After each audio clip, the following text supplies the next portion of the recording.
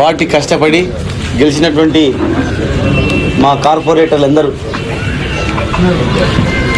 16 మంది, మా మంజుల శ్రీశైలం కూడా మా పార్టీ రెబల్గానే వేసి మరి ఎలక్షన్ల కన్నా ముందు కూడా చెప్పిన ప్రకారం మళ్ళీ ఇప్పుడు పార్టీలో వచ్చి మళ్ళీ రావడం జరిగింది. కొత్తగా జాయిన్ అనేది ఏం లేదు, ఆల్రెడీ పార్టీలో ఉన్న వ్యక్తి కనుక మరి ఈరోజు జాయిన్ అయ్యి మీతో పాటే ఉంటాం అని చెప్పి వచ్చినటువంటి అందరికీ 16 మంది కార్పొరేటర్లకు మరి వాళ్ళ గెలుపు కృషి చేసిన వాళ్లకు మరియు స్వల్ప మేయాడితో కావచ్చు రకరకాలుగా ఓడిపోయినటువంటి మా కార్పొరేటర్లకు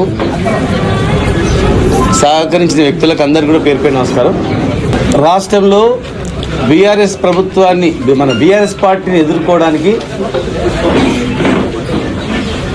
సిద్ధాంతాలకు అగెనిస్ట్గా ఈరోజు ఇక్కడ మహబూబ్నగర్లో చాలా ప్రాంతాల్లో అన్ని పార్టీలు ఐక్యమై మరి బీఆర్ఎస్ని ఓడించడానికి ప్రయత్నం చేశారు.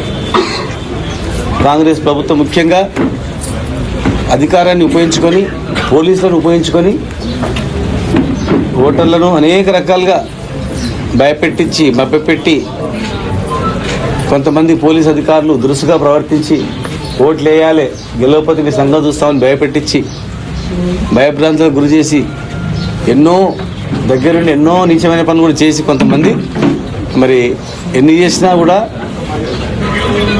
ఓటింగ్ శాతం చూస్తే దాదాపు 5% డిఫరెన్స్ ఉంటుంది, అంతే 5-6%. ఏవైతే మిగిలిపోయినావో ప్లస్ ఆ వార్డులలో ఉన్నటువంటి సమస్యలను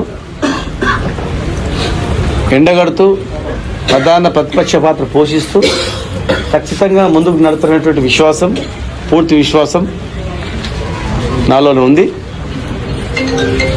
ఈ రాష్ట్రంలో ఎన్నికల కమిషన్ అనేది ఎప్పుడు చూడలే ఇట్లా ఇంత ఘోరంగామైనటువంటి విఫలమైంది. ఎవరు ఫోన్ చేసినా అసలు ఎన్ని ఫిర్యాదులు చేసినా ఒక్కదాన్ని కూడా పట్టించుకున్న పాపాన పోలేదు. విచ్చలవిడిగా డబ్బుల సంచులు ప్రతి నియోజకవర్గానికి వెళ్తున్నా ఒక్క దగ్గర పట్టుకున్నది లేదు.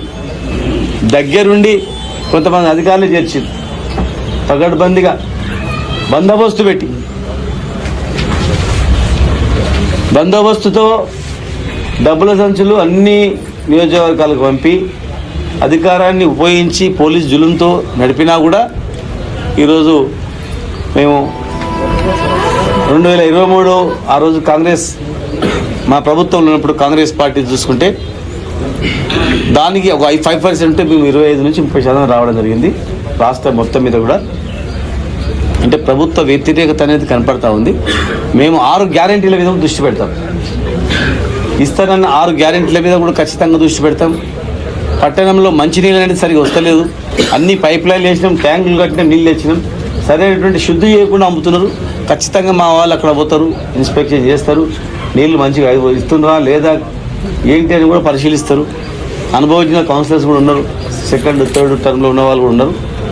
మరి మంచినీటి పైన అదేవిధంగా అండర్ గ్రౌండ్ డ్రైనేజ్ కూడా 300 కోట్లతో నేను ఉన్నప్పుడే జియో తెచ్చినాం. దాన్ని వాళ్ళు జియో నెంబర్ మార్చి వాళ్ళ డేట్లు వేసుకున్నారు. అయినా ఆ జియోలో కూడా మేము తెచ్చిన జియో నెంబర్ ఉంది దానిలో, ఆ జియోలో కూడా. మళ్ళీ ఇప్పుడు జెడ్పీ ఎంపీపీ ఎలక్షన్స్లో కూడా పోవాలని చూస్తూ ఉంది. జెడ్పీటీసీ ఎంపీపీలు కూడా రిజర్వేషన్ మొత్తం కూడా డ్రా ద్వారా తీయడం జరిగింది.